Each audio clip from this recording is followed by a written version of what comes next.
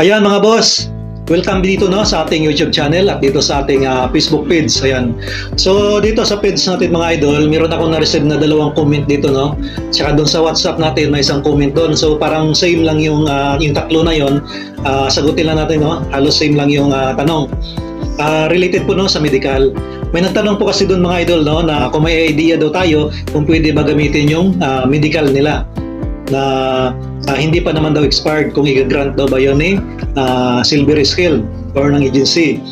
Hindi ko po ma-assure yan sa inyo kung pwede no, pero mas maganda i-verify niyo po yan no, mga boss sa kay silver scale kung pwede na yan. Kasi si silver scale meron pong sariling clinic or laboratory na doon po kayo i-repair.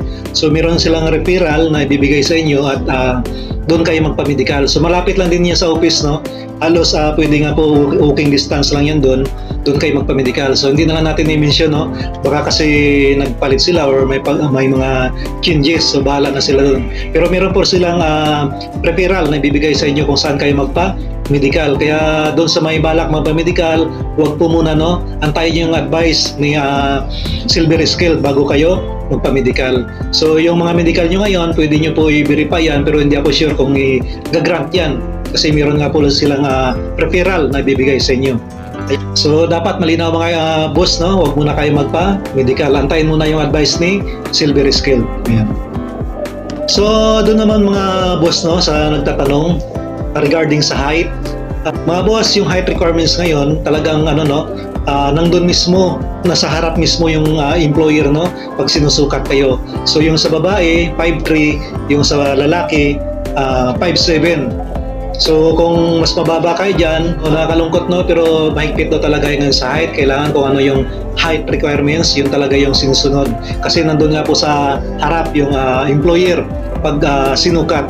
So kung mas mababa kayo, huwag na siguro kayong pumunta, lalo na doon sa mga malalayo, no? Yung mga nasa probinsya, yan. Pero kung nandito kayo sa malapit lang naman siguro at gusto niyo magbakasakali, wala namang problema yun, no? Pwede naman. Ayun, pero huwag kayong mag-alala mga boss, no? Hindi lang naman yun ang employer. Marami pang dumadating dyan na employer. Kaya nga po, no, kung maaari, mag-follow kayo sa page natin para pag may bago tayo mga update, ma-update din kayo, no? Yun kasing ibig sabihin noon, pag pinalo mo, kapag may bagong upload, ma-notify kayo. Ayan. Hindi lang po yun ng employer, marami pong dumadating dyan ng mga employer no, na galing sa ibang bansa at dyan magkakandak ng employer interview.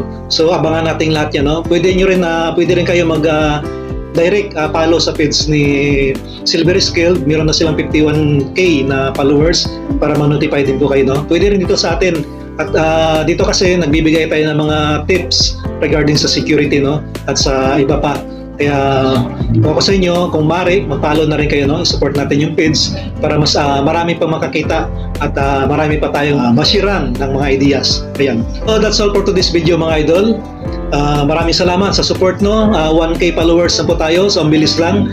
Thank you so much no. Ayan. So that's all for today's video mga idol. Maraming salamat. God bless.